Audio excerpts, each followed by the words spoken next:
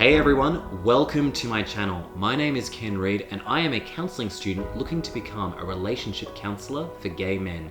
And this channel is all about helping gay men achieve better relationships with others, but most importantly, themselves. For today's topic, I'll be talking about coming out, what it is, and also ways in which it can impact us for the rest of our lives.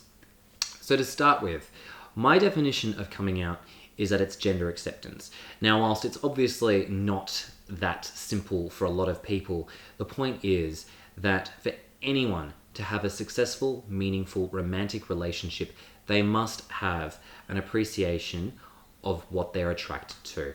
Otherwise, it is doomed to failure. With that in mind, I also want to talk about the fact that coming out can sometimes be referred to as an achievement of authentic self.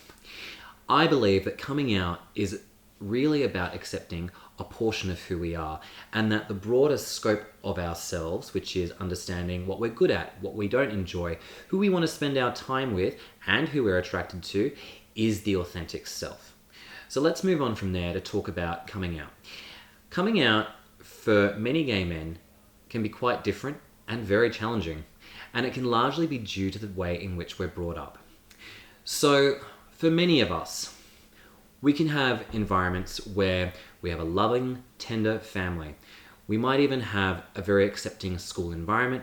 We might even have a situation where we feel like we're very well adopted into the environment that we're in. On the flip side, if we've come from a more traditional family, conservative, religious even, or in a situation where the school that we go to doesn't accept us, it can make us feel unloved. It can make us feel like we aren't worthy of being who we are. It can also make us feel like we didn't really win the genetic lottery in being straight. With that being said, it's important to recognize that this entire process of coming out is about self-acceptance. So I want to talk now about 4 of the types of guys that I have observed that have gone through the coming out process and the way in which they react to it, and they have a form of acceptance with coming out. So the first guy is one who goes through complete self-acceptance and doesn't have any problem with it whatsoever. Now, that's not to say that he didn't have a tough upbringing. That is not to say that he didn't have any issues at school. What it means is that he's acknowledged that he is gay. It is what it is. Which leads on to number 2. Number 2 is the guy who is in a situation where he might be in a very conservative family. He might be the kind of guy who has, for one reason or another, been told that being gay is supposed to be someone who's dressed in the nines, who's extremely effeminate, weak, a sissy, and a bunch of other derogatory language. What happens is that some of these guys will become the embodiment of what they've been told, and they do this largely in part because they want to achieve a sense of validation from other people who are supporting them outside of their family, but also to get a sense of vindication against their family. What I'm sensing from these people is that they're trying to find a form of acceptance from others, a sense of warmth and acceptance from anyone to make themselves feel valued and loved. The challenge here is that they're actually running away from themselves because they're not in fact internalizing and coming to grips with who they are as a person. And it can be very challenging for them too, especially if they're living out an idea of who they think they're meant to be. Number 3. Number 3 is a guy who also has been brought up with an idea that being gay is in some way inferior, effeminate, not something desirable, but they go the other way. They overcompensate in masculinity, perhaps trying to achieve really good results with their work, earning a lot of money, trying to show off with an amazing body.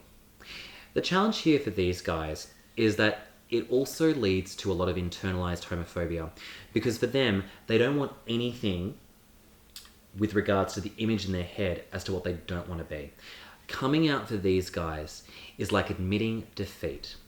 They're coming out to accept the fact that they like men, but they're not really coming out to being part of the broader community. So that's number 3. Number 4. Number 4 is a guy who doesn't come out. When a man chooses to actively not come out, he undergoes a tremendous amount of pressure. What I've seen for a lot of these guys, and also from what I've read, is that they also go through cases of depression and extreme loneliness. What can happen is that for these guys, because they don't acknowledge their gender, what they often might do is they'll overcompensate by perhaps, ticking all the main boxes that they think will provide them with a sense of satisfaction. They'll try and fit in with what their family, with what society has told them by, for example, marrying a girl, having kids, having a beautiful house, having a successful job. The challenge for these men is that if they do this, they start to lead a double life. And what can happen is that they then start to perhaps pursuing men in quiet hours. They'll then start trying to find ways to please themselves sexually because they're not able to get fulfillment with their partners. And this can be really, really challenging for not only the guy, but also for the lady involved as well.